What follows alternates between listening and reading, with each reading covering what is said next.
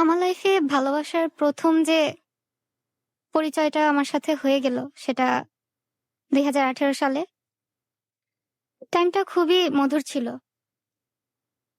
Class ৯ এ পড়তাম। নতুন teenage, golden age বলতে গেলে। এই সময় সবকিছু সুন্দর থাকে লাইফে মানুষের জন্য। একটা খারাপ কিছুর মাঝখানেও সৌন্দর্য খুঁজে নেয় মানুষ। তখন নতুনত্বের লোভ, সবকিছুই সুন্দর, সবকিছু মধুময়। এই বয়সটার মধ্যেই মধু মাখানো থাকে আমার যেটা মনে হয়। তো এই সময় সবাই ভালোবাসাটাকেই খুঁজে বেড়ায়। কেউ বলে, কেউ বলে না। কেউ না বলেও মনে মনে বিশ্বাস করে, হ্যাঁ, ভালোবাসা পেলে ক্ষতি নাই। তো এটাই বেশিরভাগ টিনেজ মেয়েরা বিশ্বাস করে, ছেলেরা বিশ্বাস করে যে ভালোবাসায় ক্ষতি নাই, হারলেও জিত। কিন্তু কিছু কিছু ক্ষেত্রে ভালোবাসায় ক্ষতি নাই, কিন্তু লাইফের রং ডিসিশনে ক্ষতি হয়। আমার সাথে আমার যার ফার্স্ট লাভ, যে আমার, তার নাম রায়ান মাহমুদ। বাবা হার্ট অ্যাটাক করেছিলেন, তো তাকে মিরপুর হার্ট ফাউন্ডেশনে ভর্তি করা হয়েছিল। তো যেহেতু ক্লাস 9 এ পড়ি, তখন দুষ্টুমি করে বলতাম যে এসএসসি ফার্স্ট ইয়ার। তো এসএসসি কাছে গিয়েছে। বাবার কাছে বলার মতো যে টাইম, ওইটা কিন্তু খুবই অদ্ভুত একটা টাইম, যে আমি বাবাকে কিভাবে বলবো, সে তো আমাকে একটা ছোট বাচ্চা মনে করে। ফার্স্ট মিটটা হইছে বাবাকে যেদিন আনতে যাব। লেখাপড়া নিয়ে বিজি ছিলাম। বাবা হসপিটালাইজড হওয়ার পর দেখা করতে যেতে পারিনি। তো যেদিন বাবাকে নিয়ে আসবে সেদিন বড় আপু আর দুলা ভাইয়ের সাথে আমি হার্ট ফাউন্ডেশনে যাই বাবাকে নিয়ে আসার জন্য। তো সিএনজি থেকে নেমেই হার্ট ফাউন্ডেশনের গেটে একটা ছেলেকে দেখলাম। একটা ব্লু কালারের শার্ট পরেছিল। তখন জানুয়ারির ২৮ তারিখ তখন। তো আমার দিকে এক দৃষ্টে তাকিয়েছিল। আমি খেয়াল করিনি। তাকিয়ে আবার মনে করলাম কত মানুষই তো তাকিয়ে থাকে।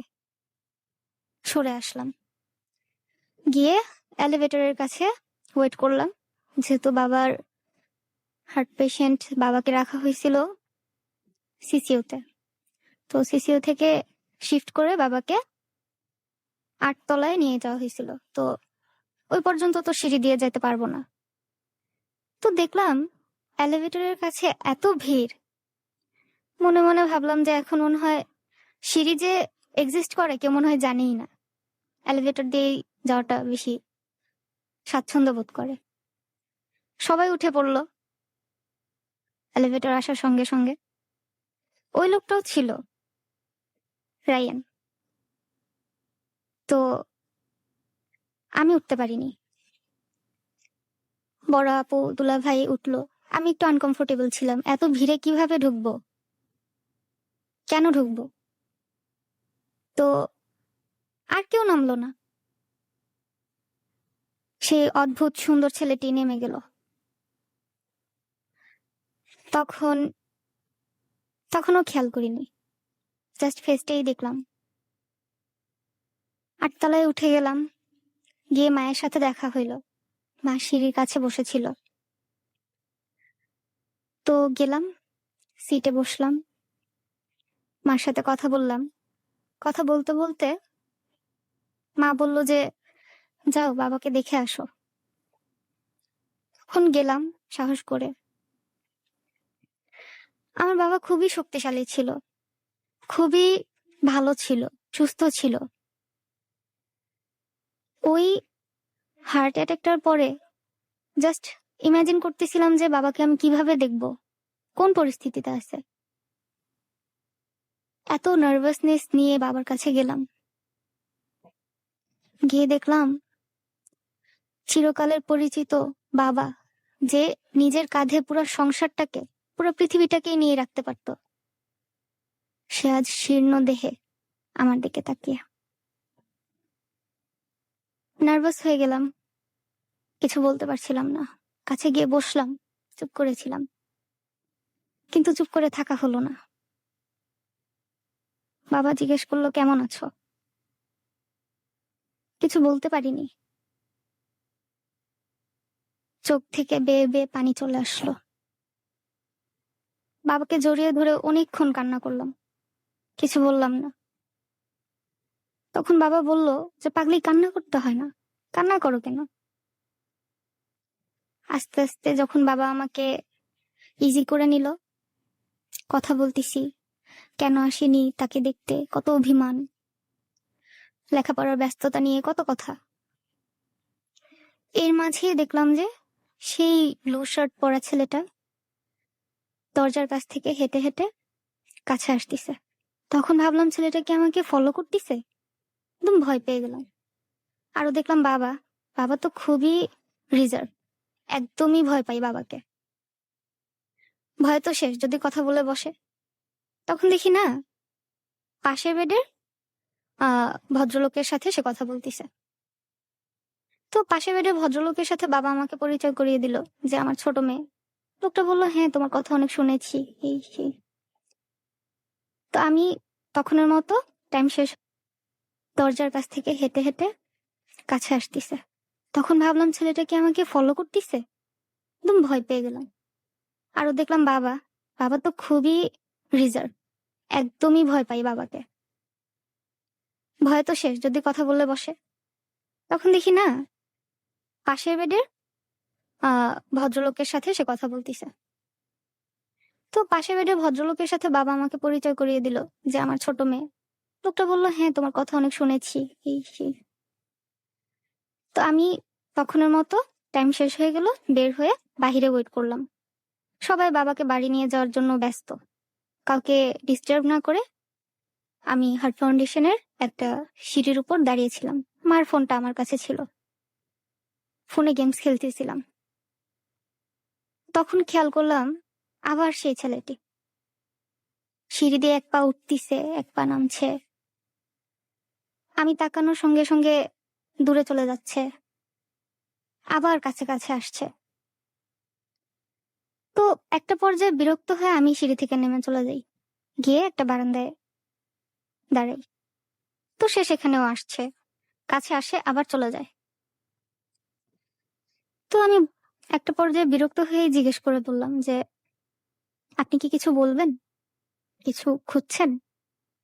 ফার্স্টে বললো যে, না না, কিছু বলবো না, বলে চলে গেল। 5-6 মিনিট যাওয়ার পর সে আবার আসলো, বললো যে, আচ্ছা আপু, আপনার নামটা কি জানতে পারি? আমি বলছি, হ্যাঁ, আমার নাম বর্ষা। পরে বললো যে, পেশেন্ট আপনার কি হয়? আমি বললাম, আমার বাবা হয়। পরে আমি জিজ্ঞেস করলাম, আচ্ছা, আপনি কি ডক্টর? দেখতে কিন্তু ডক্টরের মতোই, কিউট ছিল। তো বললো যে, না, আমি ডক্টর না। পরে আমি বললাম যে, আপনি কি তাহলে? আপনার কোনো পেশেন্ট আছে? বললো যে, হ্যাঁ। পরে বললো যে, পাশে, আপনার বাবার পাশের বেডের পেশেন্টটা আমার বাবা হয়। তো আমি বললাম, ও আচ্ছা। তখন আমি জিজ্ঞেস করলাম যে, আপনার গ্রামের বাড়ি কোথায়? বললো যে, ভোলা। পরে সে আমাকে বললো যে, আমার নাম জিজ্ঞেস করবেন না? থ হয়ে তাকিয়ে রইলাম। বললাম যে, বলেন। বললো যে, আমার নাম রাইয়ান মাহমুদ। তো কথা বলতে বলতে আমাকে জিজ্ঞেস করলো, আপনি রোগীর বড় মেয়ে না ছোট মেয়ে? আমি বলছি, আমি রোগীর ছোট মেয়ে। পরে বললো যে, ও আচ্ছা, কনফার্ম হয়ে নিলাম। আমি বলছি, কনফার্ম কেন, আপনি শুনেছেন এর আগেও কথা হয়েছে? বলে যে, হ্যাঁ, বাবার মুখে আপনার কথা একটু শুনেছি। তো ওই দিনের মতো আমি এত বেশি কথা বলিনি। একদম যখন চলে আসবো তার কিছুক্ষণ আগে সে আমাকে বলছিল যে, আচ্ছা, আপনার বার্থডেটা বলা যাবে? আমি তখন রেগে গেছি, যে বললাম যে, আপনি কি জানেন না একটা মেয়েকে ডিরেক্টলি তার এজ আস্ক করতে হয় না? পরে বলল যে, ও সরি, আমি এমনি ফ্র্যাঙ্কলি জিজ্ঞেস করলাম। পরে বলল যে, আমরা কি ফ্রেন্ড হতে পারি? বলছি, হ্যাঁ, হওয়া যায়, প্রবলেম কি? পরে অনেক কথা, অনেক প্রশ্ন। বলল, আপনি কি খেতে পছন্দ করেন?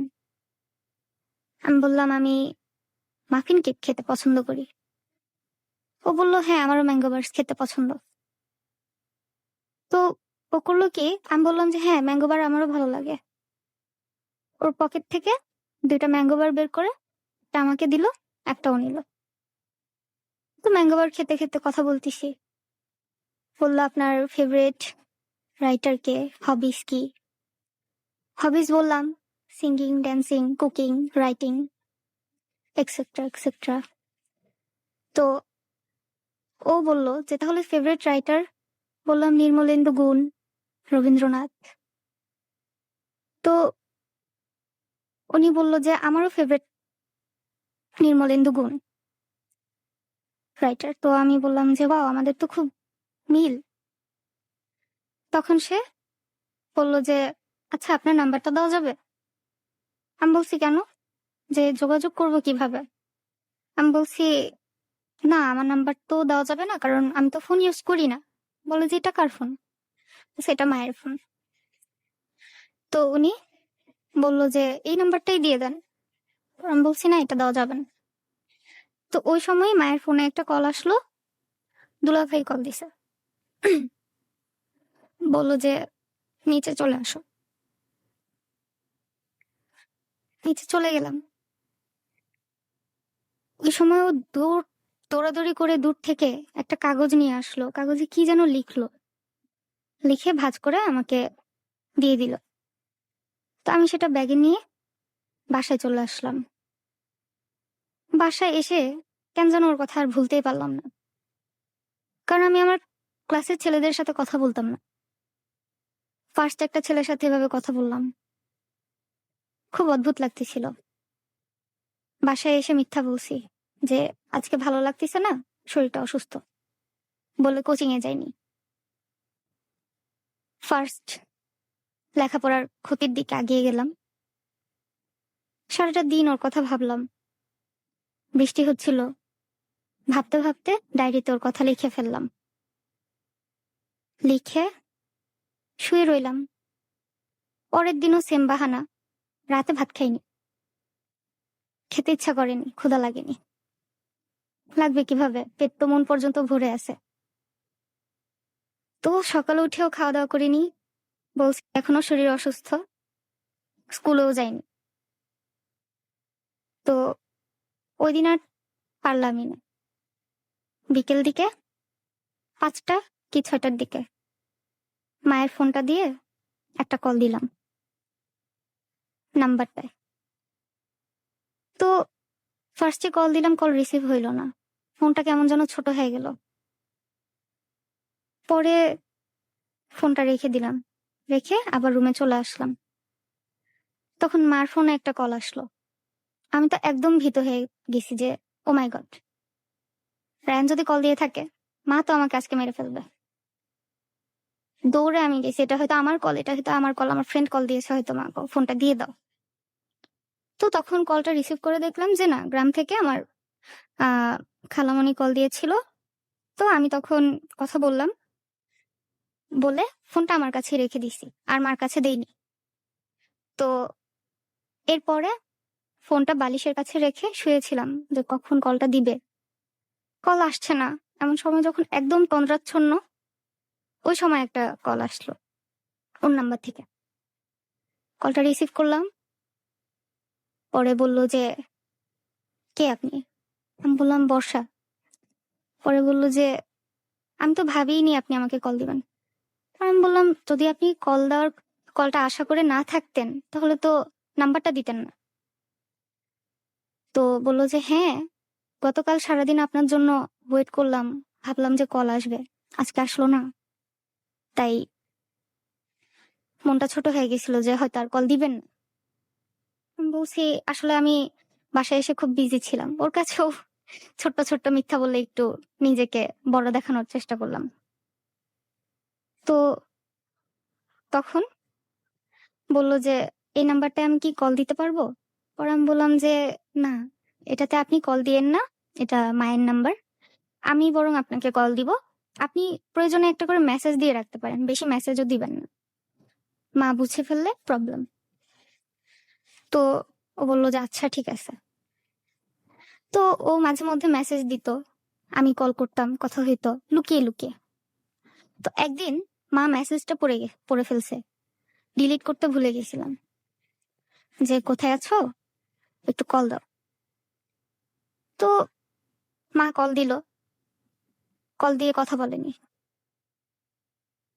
ওর কণ্ঠটা শুনে কলটা রেখে দিল। স্কুল থেকে বাসায় আসছি, একদম সবাই রেডি হয়ে আছে। কি প্রবলেম, এই নাম্বারে এমন একটা কল আসছে, তুমি কি চিনো? আমি বলছি যে কোন নাম্বার থেকে। নাম্বার দেখে অস্বীকার করলাম যে না, আমি তো চিনি না, হয়তো রং নাম্বার হতে পারে। ওই দিনকার মতো রেহাই। পরে রায়ানকে আমি আমার ফ্রেন্ডের ফোন থেকে ফোন দিলাম যে তুমি এখন আর মায়ের নাম্বারটায় কল দিও না, বাসায় তো সন্দেহ হয়ে গেছে, তাহলে তো আমার বিপদ হবে। তো ও বললো যে আচ্ছা ঠিক আছে, কল না দিলাম। তো বললো যে দেখা হবে কিভাবে, তোমাকে দেখতে ইচ্ছে করলে কি করব। আর স্কুলের নামটা বললাম, স্কুলের সামনে আসতো, দূর থেকে একটা দোকানে দাঁড়িয়ে থাকতো, আমি স্কুলের বারান্দায় গেলে ওকে দেখতাম, ও আমাকে দেখতো, মাঝে মধ্যে থাকতো, মাঝে মধ্যে চলে যেত। স্কুল শেষে মাঝে মধ্যে একটা আইসক্রিম খেতাম, না হয় একটা কোল্ড ড্রিঙ্ক খেতে খেতে বাসার আগ পর্যন্ত আসতাম, এগিয়ে দিয়ে যেত। তো এভাবে করতে করতে মাঝে মধ্যে স্কুল বাঙ্ক দিতাম, বাঙ্ক করে ওর সাথে ঘুরতে চলে যেতাম। বেশি দূরে যেতাম না, স্কুলের সামনে একটা বসার জায়গা আছে, বসে একটু কথা বলতাম, চলে আসতাম। টাইম লিমিটেশন ছিল, সঠিক টাইমের চাইতে একটু লেট হয়ে গেলেই বাবা খোঁজ খবর নেওয়া স্টার্ট করে দিবে কোথায় আছি। তো একদিন এভাবে প্ল্যান করলাম যে 26শে মার্চ আসছে, চলো দেখা করি। আমি ওই দিন সাজগোজ করবো, স্কুলে প্রোগ্রাম ছিল। তো ওই দিন প্রোগ্রামটা খুব তাড়াতাড়ি শেষ হয়ে গেল। তো সাজগোজ করলাম, ফ্রেন্ডদের সাথে ওকে পরিচয় করিয়ে দিলাম। তো বাসায় আসছি যখন, ও পেছন পেছন গাইড দিয়ে আসতিছে, একটু সেভ করে আসতিছে। তো এটা আবার বাবা দেখছে, বাবা বাইরে ছিল। তো বাবা যখন দেখলো, বাবা আবার ওর পেছন পেছন আসলো। আমার বাসার কাছেই আমার একটা ফ্রেন্ডের বাসা। তো আমি বাসায় না গিয়ে আগে ফ্রেন্ডের বাসায় চলে গেলাম, যেহেতু আমার বাসায় ফ্রেন্ডস অ্যালাউড না। তো আমি ফ্রেন্ডদের বাসায় গিয়ে একটু গল্প করবো, আড্ডা করবো, সেই উসিল্লাই গেলাম। তো ওইখান থেকে যে বাবা রায়ানকে পিছন থেকে ধরছে সেটা আমি বুঝতে পারিনি। তো বাবা ওকে চিনে ফেলছে। তো তখন বাবার সাথে ওর কথা হচ্ছে, পিছন থেকে আমার আরো কয়েকটা ফ্রেন্ড আসতেছিল, ওরা দেখছে, দেখে পরে বলতিছে যে বর্ষা, তোমার বাবা তো এরকম তোমার বয়ফ্রেন্ডকে ধরছে, কথা বলতিছে, এখন কি করবা, এখন তো তোমাকে বিয়ে দিয়ে দিবে, কি করবা, তুমি যাও, তোমার বাবা দেখো ওকে, ওর সাথে কিভাবে যেন কথা বলতিছে। আমার বড় আপু নাকি নেমেছিল, দুলাভাই নাকি নেমেছিল বাসা থেকে। তো আমি সাহস করে যেতে পারিনি, কেন যেন সেই সাহসটা আমার ভিতরে ছিল না, যে আমি গিয়ে বলবো যে বাবা ওকে ছেড়ে দাও বা প্রোটেস্ট করব, সেই সাহসটা ছিল না। ভয়ে আর যাইনি, ভয় পাচ্ছিলাম যে আমি গেলে কি বাবা আমাকে কিছু বলে ফেলে, সেই ভয়ে আমি যাইনি। তো পরের দিন আমি তো রাতে বাসায় গেলাম, বাসায় কেউ কথা বলতেছে না, লাইক ভয় পাচ্ছিলাম যে বাসায় গেলে হয়তো রিয়াকশনটা খুবই ভয়ঙ্কর হবে। তেমন কিছু হয়নি। তো বাসায় সবাই চুপ, সাইলেন্ট। পরে রাত্রে আমি তো ক্ষুধায় কাতর, খাবারও চাচ্ছি না। তো মা খাবার নিয়ে আসলো রুমে, এসে বললো যে বর্ষা, ছেলেটা কে? আমি বলছি মা সত্যি বিশ্বাস করো, আমি কোনো খারাপ ইন্টেনশন নিয়ে ওর সাথে কথা বলি না, ও আমার ফ্রেন্ড। পরে বললো যে এত এজ গ্যাপ, ও তোমার ফ্রেন্ড কিভাবে হয়? ওর জেনারেশন আর তোমার জেনারেশন কমপ্লিটলি আলাদা, এখানে ফ্রেন্ডশিপ আমি দেখি না মা। তো মা বুঝাইলো, বুঝলাম তখন, মাকে বোঝানোর জন্য বুঝলাম, কিন্তু বুঝিনি তখন, জাস্ট মাকে বুঝাইলাম যে আমি বুঝে গেছি। তখন কিছুদিন ব্রেক নিলাম। বাবা নাকি বলেছিল যে তুমি আসো, রায়ানকে, যে তুমি আসো, তোমার ফ্যামিলিকে নিয়ে বর্ষাকে দিয়ে দিব, বিয়ে দিয়ে দিব। এই কয়েকদিনের পরিচয়ে আমি কিভাবে ওকে বিয়ে করে ফেলি, বা আমি তো ভয় পেয়ে যাচ্ছিলাম যে কেন আমি বিয়ে করে ফেলবো, তো আমি একটা ডিসিশন নিই যে ফ্রেন্ডের ফোন থেকে ওকে ফোন দিব। ফোন দিয়ে জিজ্ঞেস করলাম যে কেমন আছো না আছো। কথায় কথায় বললাম যে তুমি কি আসতে চাও? ও বললো যে হ্যাঁ আসবো, তুমি বললে আসবো। তা আমি বললাম যে আর আমি যদি না বলি? বললো যে তাহলে আসবো না।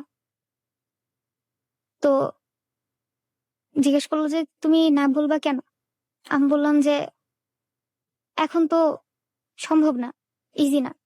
তুমি বাবাকে যদি যাও, তোমার দুলাভাইকে নিয়ে যদি যাও, ওর বাবা যেহেতু অসুস্থ আসতে পারবে না, ওর বড় বোন আছে, হয়তো আমার বাবা অপমান করতে পারে।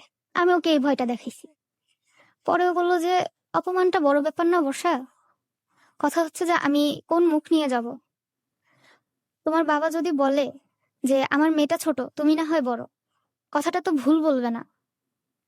আর এখন কিন্তু তোমার বিয়ের এজও হয়নি যে আমি একটা ডিসিশন নিব। তুমি বরং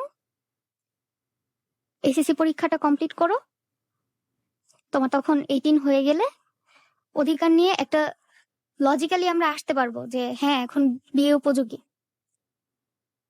এর আগে আমরা কথাবার্তা একটু ব্রেক করেই রাখি। তো আমিও রাজি হয়ে গেলাম। আমি রাজি হয়ে গেলাম যে অতদিন কি আর ওর আমার কথা মনে থাকবে নাকি। তো আমি সেই কথা, সিলি ম্যাটার, লাইক একটা বাচ্চা মানুষ যেটা চিন্তা করতে পারে, টিনেজার। তো আমি জাস্ট ওর সাথে রিলেশনে জড়িয়েছিলাম একটা মাত্র কারণ ছিল ভালোবাসার যে স্বাদটা গ্রহণ।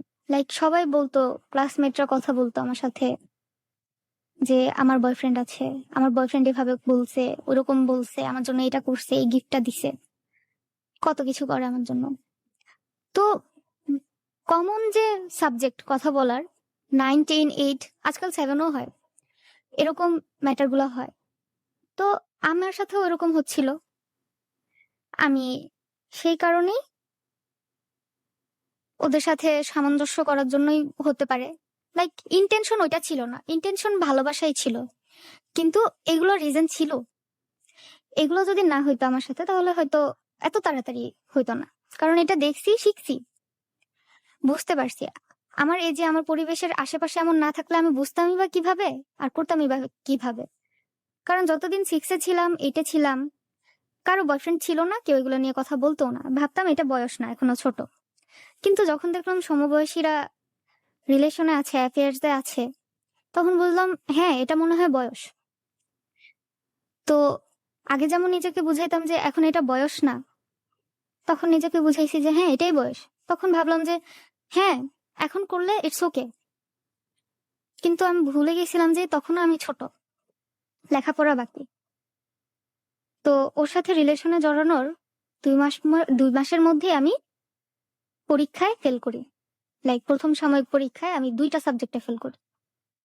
তখন তো মা বাবা আরো রেগে যায়, খুঁজে পাচ্ছিল না কেন ফেল করতেছি। খোঁজ খবর নিল, স্কুলেও আসা যাওয়া করিনি ভালো মতো, তো হোমওয়ার্কসও ভালো করে করিনি। এগুলো রিজন ছিল, এগুলো বাবা মা খোঁজ খবর নিয়ে পেল। খাতা ভরা ওর নাম, ডায়েরিতে শুধু ওর কথা। তো এই সবকিছুতে পরিবারটাকে আমি একদম হাতছাড়া হয়ে যাচ্ছে, সবাই একদম ডিসঅ্যাপয়েন্টেড আমার উপর ফুললি। তো আমি সেগুলো চিন্তা করলাম যে না, রায়ানকে আমি কিছুদিনের জন্য চিনি, আমার পরিবারটা তো আমার সারা জীবনের। আমি ওদের সাথে সব সময় আছি, প্রতি মুহূর্ত আমার ওদেরকে ফেস করতে হচ্ছে। কেন আমি ফ্যামিলিকে কষ্ট দিব?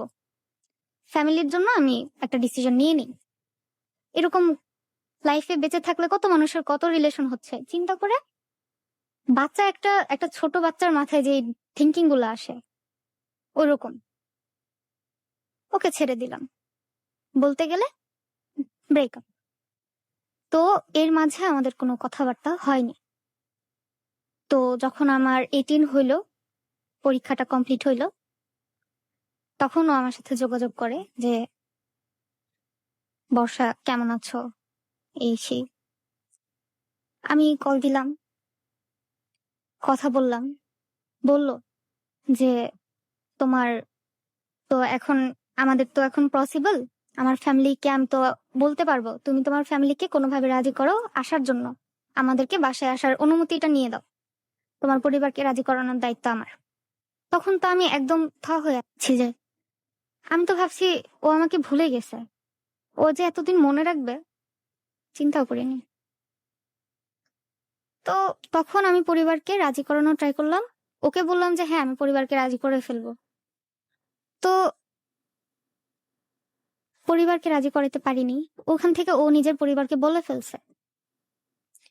তো আমি যখন বললাম যে হবে না, তখন ও তো নিজের পরিবারের কাছে ছোট হয়ে গেল। তো এরপরে আমি বুঝতে পারলাম যে না, ও আমার জন্য এত কিছু করলো, আমাকে মনে রাখলো, আমার ওর জন্য কিছু করা উচিত। তখন আমি পরিবারে একটু স্ট্রিক্টলি প্রোটেস্ট করি যে না, ও তো আমাকে চাচ্ছে, তুমি ওদেরকে ডাকো, আসলে প্রবলেম কি, বিয়ে তো করে ফেলতেছি না। ওই সময় আমি আবার ওকে কল দিলাম যে আমি এখন আমার ফ্যামিলিকে বুঝাচ্ছি, তুমি বলো তোমার ফ্যামিলিকে রেডি করো।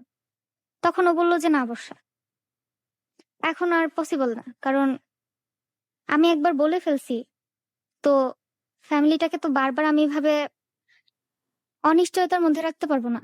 তুমি তোমার পরিবারকে ফুললি শিওর হয়ে তারপর যদি নিয়ে আসতে পারো তাহলে, তখন তো সেটা পসিবল না। তো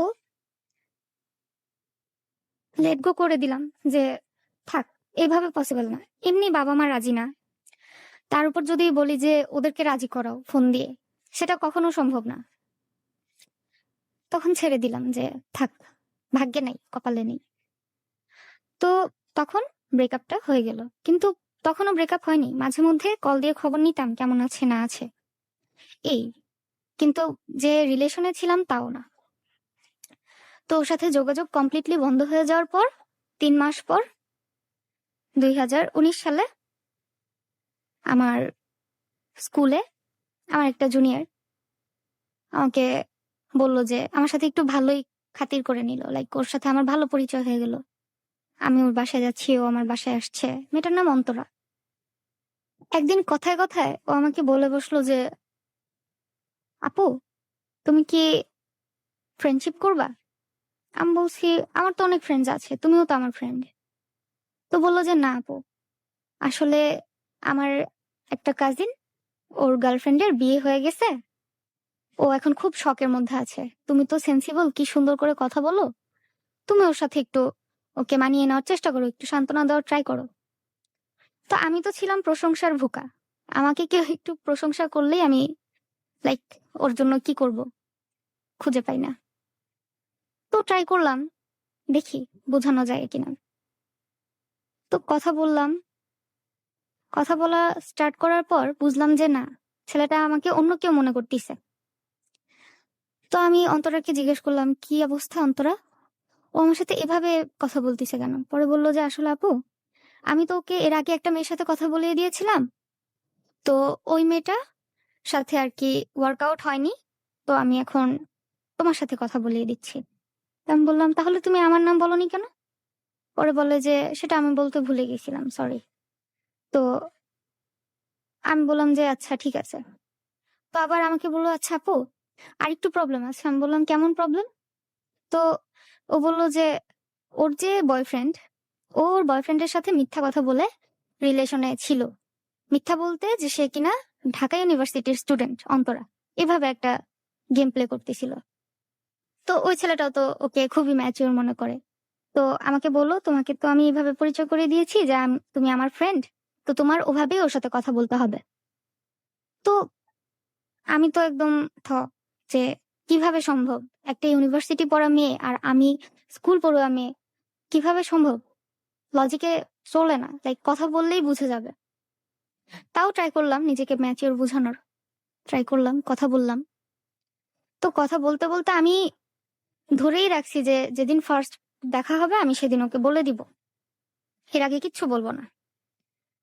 তো ফার্স্ট একদিন দেখা করলাম, আমার সেই জুনিয়র অন্তরা, অন্তরার মা, ছোট বোন আর আমি, একা যাইনি, আমরা গেলাম। ও আসলো ওর একটা ফ্রেন্ডকে নিয়ে।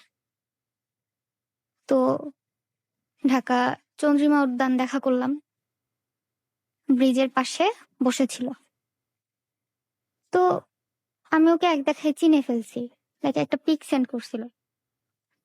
তো কথাবার্তা বলতে বলতে একটা টাইমে বললাম যে আমার একা তোমার সাথে একটু কথা আছে। অন্তরা তো আমাকে ছাড়ছেই না, লাইক ও বুঝে গেছে যে আমি সত্যি বলে দিব, আর সত্যিটা বলে দিলে তো ওর রিলেশনটা টিকবে না, ইমেজটা টিকবে না, রিলেশনটা টিকতেই পারে। তো আমি বলে ফেললাম সত্যি সত্যি আলাদা নিয়ে যে আমি অনার্স পড়ি না, আমি স্কুলে পড়ি, আমি একটা ছোট মেয়ে। সব সত্যি জানার পর আমার যে সেকেন্ড বয়ফ্রেন্ড, সে, তার নাম হচ্ছে সাইফুল, সে বলল যে ওর নাম বেসিক্যালি শরীফুল, আমি শরীফুল ডাকতে পারি না, সবসময় সাইফুলই ডাকি। তো ও বলল যে আচ্ছা বর্ষা, তুমি যা করছো একমাত্র আমার ভালোবাসাটা পাওয়ার জন্যই তো করছো, মিথ্যা বলো সত্যি বলো যাই বলো। বললাম হ্যাঁ। পরে বলল যে তাহলে এই মিথ্যাটা আমি কিছু মনে করি না, কারণ অনার্স পড়ছে যে মেয়েটা, অনার্সের যে একটা সার্টিফিকেট, সেটা থেকে আমি ভালোবাসা করি না, সেটার সাথে আমি তোমাকে ভালোবাসি। সো তোমার সাথে কথা বলছি, সো এটা ম্যাটার করে না তুমি কে, কিসে পড়ো। তো ওর সাথে তখন রিলেশনটা ভালোই ছিল, কথা বলতাম, ও আমাকে ভালো করে বুঝে নিছিল, আমি ওকে ভালো করে বুঝে নিয়েছিলাম। কিন্তু ও তখন সিএ করতেছিল, জব ছিল না। তো এর মধ্যে ফ্যামিলি থেকে ওর কথাটাও বুঝে গেল, কিন্তু আমি এবার কোনো রিস্ক নিতে চাইনি। তো এবার আমি পরিবারের সাথেই এক ধরনের কি বলবো যে, পরিবার বললো যে ওকে ছেড়ে দাও, আমি বলছি হ্যাঁ ছেড়ে দিছি, বাট লুকোচুরি ভাবে আমি ঠিকই রিলেশনটা চালিয়ে গেছি। তো একদিন এই বছর, গত বছর 2020 সালের জানুয়ারিতে হচ্ছে যে ওর জবটা কনফার্ম হচ্ছে। জবটা কনফার্ম করার জন্য ওর একটা টাস্ক ছিল যে চট্টগ্রাম যেতে হবে একটা কাজে। তো ও যাওয়ার সময় আমাকে বলে গেছিল যে বর্ষা, তুমি চিন্তা করো না, আমি আমার পরিবারকে নিয়ে আসবো তোমার কাছে, আমি চট্টগ্রাম থেকে আসি, তোমার কাছে তোমার জন্য একটা সারপ্রাইজ আছে। আমি ভাবছি ও হয়তো ওর বাবা মাকে নিয়ে চলে আসবে আমাদের বাসায়, বাবা মার সাথে কথা বলার জন্য। ও আমাকে ওর বাবা মার সাথেও কথা বলিয়ে দিছিল।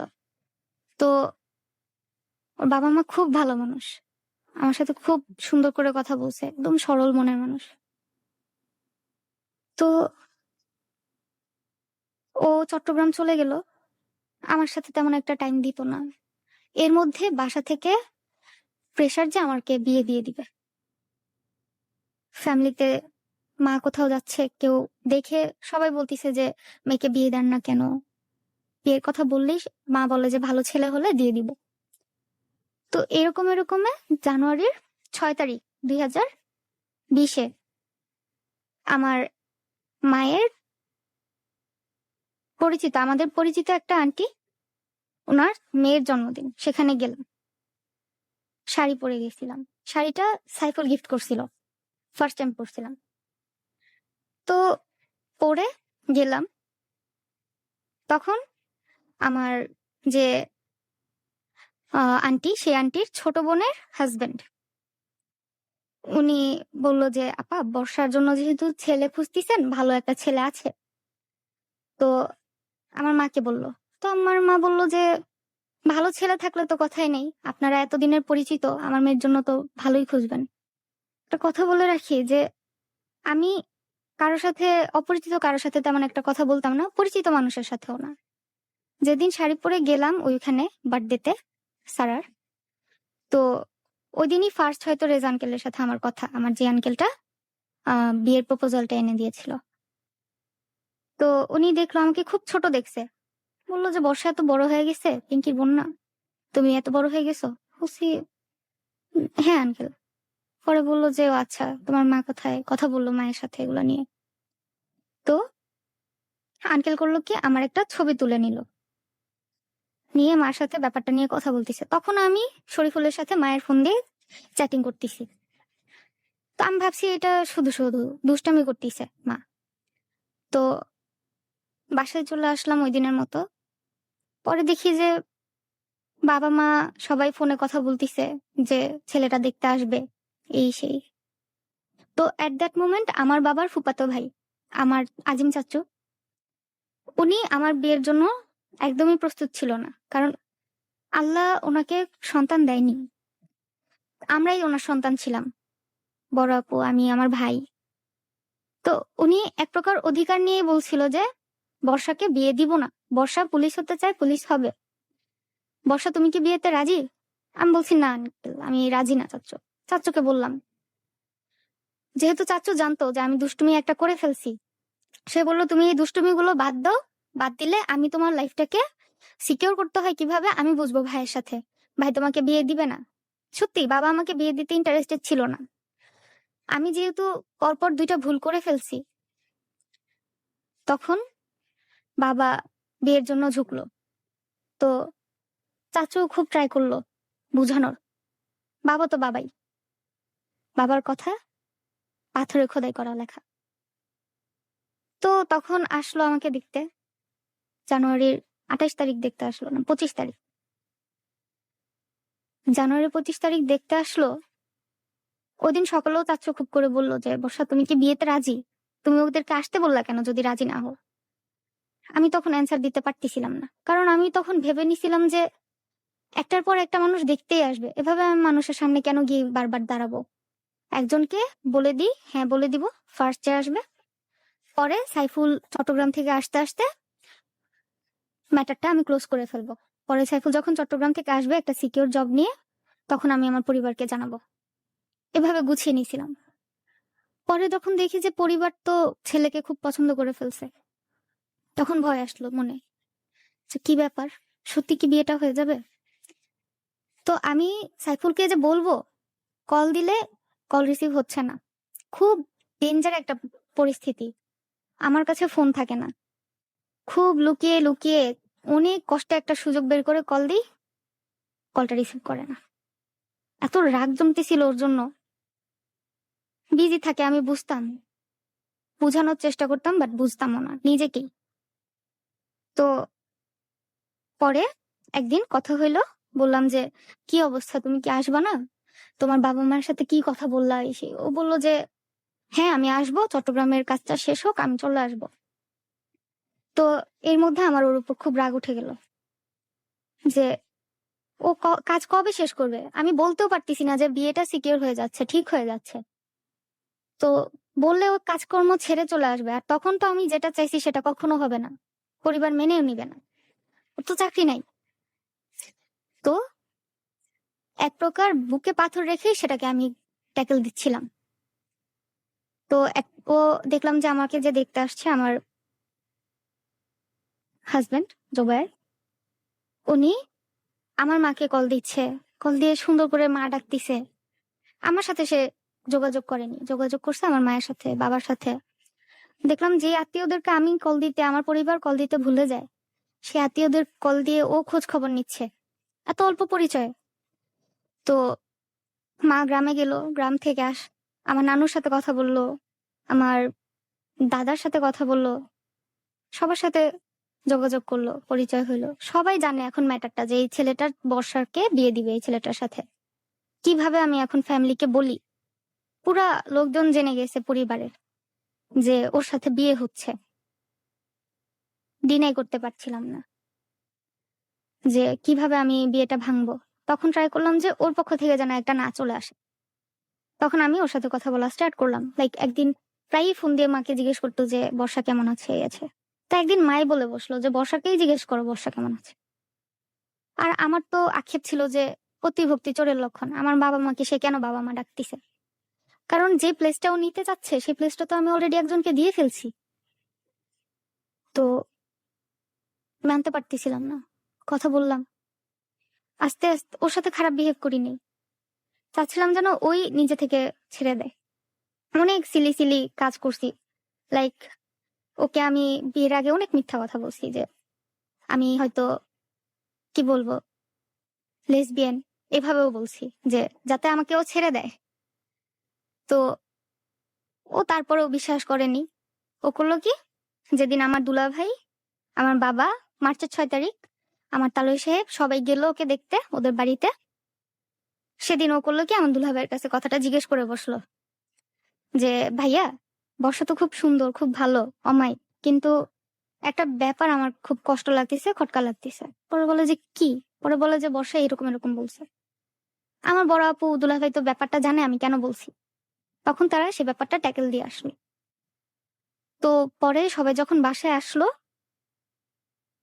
আমার উপর তো একদম আকাশ ভেঙে পড়ছে। আপু একদম ঝরে পড়ছে আমার উপর, বড় আপুকে তো খুব ভয় পাই, এজ গ্যাপ অনেক। তো আপু একদম ঝরে পড়ছে যে কেন তুমি এরকম মিথ্যা কথা বলছো, ফ্যামিলিকে ছোট করতে চাও কেন? তো আমার কাছে কোনো অ্যান্সার ছিল না, কান্না করে করে কথা শুনলাম। তখন কথা শুনতে শুনতে রাতে 3টা বেজে গেছে। পরে বলে যে ও তো তোমাকে বিয়ে করবে না, তুমি কি যোগ্য ওর? ওর মতো ছেলে তোমাকে বিয়ে করবে না। তখন খুবই আন্ডার এস্টিমেট হয়ে গেছি যে মানে কি। এতদিন আমি যেটা চাইছি যে ও যেন না করে দেয়, যখন দেখলাম যে ও না করে দিবে সত্যি সত্যি, তখন আন্ডার এস্টিমেট হয়ে গেলাম যে আমাকে না করবে, ওয়াই? তো আমি ওকে কল দিলাম যে আমার আর তোমার মধ্যে কি কথা হয়েছে সেটা তুমি আমার পরিবারকে কেন জানাইতে গেলা। রাতে 3টা বাজে আমি ভাইয়ার ফোনটা দিয়ে ওকে ফোন দিলাম। তো ফোন দেওয়ার পর ও কল রিসিভ করলো, কণ্ঠটা একটু ভাঙা ভাঙা। পরে জিজ্ঞেস করলাম যে কেমন আছে। পরে বললো যে আমি গাড়িতে আছি, গাজীপুর চলে আসছি গ্রাম থেকে, তো আমি বাসায় গিয়ে আপনাকে কল দিব। পরে ও বললো বাসায় গেল, গিয়ে আমাকে রাতে 4টার দিকে কল দিল। অতক্ষণ আমি জাগা, রেগে তো ফায়ার হয়ে আছি। আমার লাইক বদ রাগ প্রচুর, রাগ উঠলে আমি সেটা সামাল দিতে পারি না। যতক্ষণ লাইক রাগটা কারোর উপর ঝেড়ে না দিচ্ছি ততক্ষণ আমার রাগটা থাকেই। তো ও যখন কল দিল, আমি একদম এমন ভাবে আছি যে বিয়েটা আমি ভেঙেই দিব এবার। ও কি না করবে আমিই না করে দিব।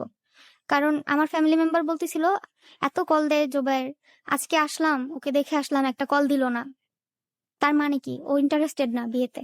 ইন্টারেস্টেড থাকলে কল দিত, ওর পরিবারও কল দিত। তো আমি তো ভাবলাম যে এটা আবার কেমন কথা, আমার পরিবার তাহলে তো অপমানিত হয়ে যায়। এমনটা ফিল করে ও যখন কল দিল কথা বলা স্টার্ট করলাম, দেখি কণ্ঠটা ভাঙা ভাঙা। পরে আমি জিজ্ঞেস করছি যে আপনি বড় আপুকে দুলাভাইকে কি বলছেন?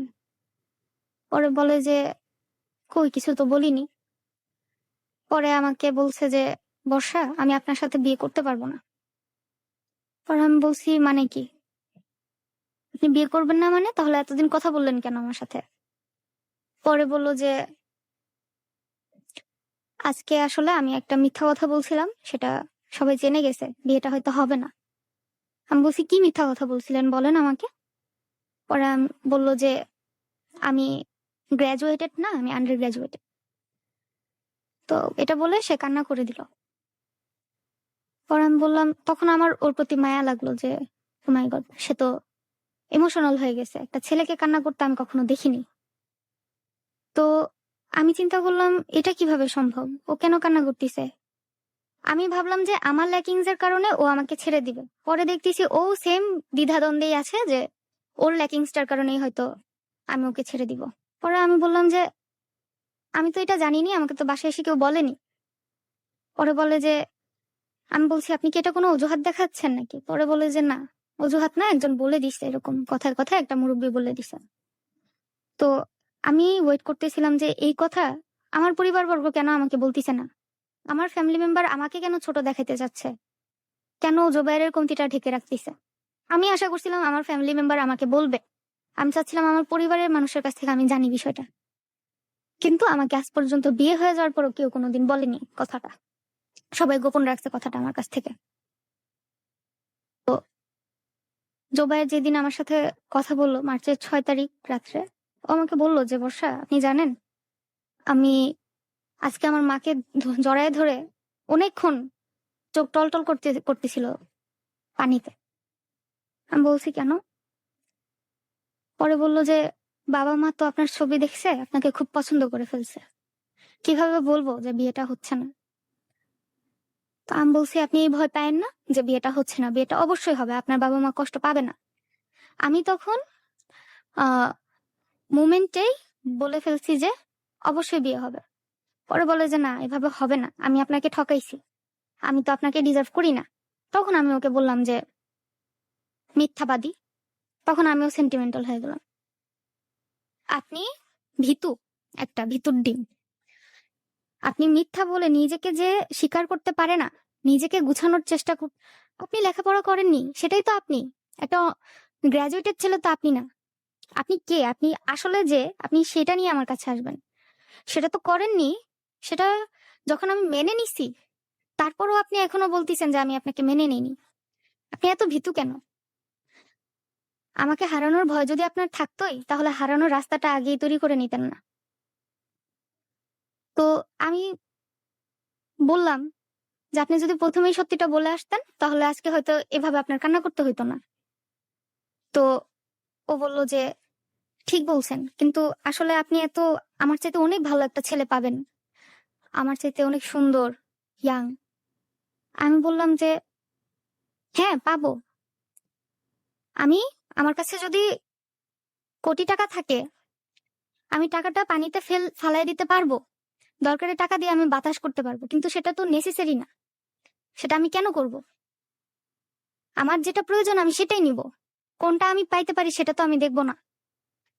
আমার যদি ৳১ কাজ হয়ে যাচ্ছে আমি কেন ৳১০ খরচ করব?" তো আমি ওকে বুঝাইয়া ঐদিন কোথায় যেন সাইফুল হারায় গেল। সাইফুলের প্রতি আক্ষেপ আর ওর প্রতি যে ভালোবাসা, লাইক ও আমার প্রতি যেভাবে কি বলবো যে ইন্টারেস্টেড ছিল, ওর ইন্টারেস্টটা আমার প্রতি দেখে আমার মনে হচ্ছিল সাইফুলকে আমি ভুলেই যাচ্ছিলাম। লাইক ওর কথা একবারও মাথায় আসেনি আমার। তখন আমি ওকে প্রপোজ করি। বলছি যে, "জুবায়ের শোনেন, আই লাভ ইউ।" পরে কারণ ওর কান্নাটা আমি দেখতে পারতেছিলাম না, সহ্য করতে পারতেছিলাম না। কে পারে বলেন? একটা ছেলে মানুষ কান্না করুক? ইজিলি কান্না করে না। বিয়ের পরও আমি ওকে কোনোদিন কান্না করতে দেখিনি। He is a strong person. এমন একটা মানুষকে আমি কাঁদায় অভিশাপ নিতে পারব না। ওর কান্নাটা আমার বুকে লাগতেছিল। তখন আমি ওকে ইজি করার জন্য, বুঝানোর জন্য যে না আমি চলে যাচ্ছি না, আমি আছি। আমি ওকে প্রপোজ করছি। তখন ভালোবাসার চাইতে দায়িত্ববোধটা আমার ভিতরে বেশি কাজ করছে। যে একজন আমার ভালোবাসা, কিন্তু ও এখন আমার দায়িত্ব। আমি ওর প্রতি দায়বদ্ধ হয়ে গেছি স্পিরিচুয়ালি। বিয়ে হয়নি তো কি হইছে? ওর প্রতি সেই দায়িত্বটা আমি ফিল করতেছিলাম, যেটা আমি কারো জন্য কোনোদিন ফিল করিনি। আমি লেখার খুব শখ ছিল, লিখতাম প্রচুর। তো মনের ভিতর একটা ভালোবাসা অনেক ছোটবেলা থেকেই পেলে রাখছিলাম যে একজনকে হঠাৎ একদিন বিয়ে করে ফেলবো। লাইক যেই ফিলিং গুলো আমার মনে ছিল, কিন্তু যে আশা ছিল সেগুলো একটাও ওর মধ্যে নাই। কিন্তু যে ফিলটা আমার দরকার ছিল সেটা আমি ওর কাছে পাইছিলাম। আর যেগুলো আমার কি বলবো যে দরকার ছিল, যে সুন্দর হবে খুব, ধনী হবে খুব, খুবই কেয়ারিং হবে, এগুলো পাইছি। কিন্তু এগুলো পাই আমি সেই ভালোবাসার ফিলিংটা পাইনি। কিন্তু যার কাছ থেকে ভালোবাসার ফিলিংটা পাইছি তার কাছে এগুলোর কিছুই ছিল না। তো আমি সেটাকেই বড় মনে করছি।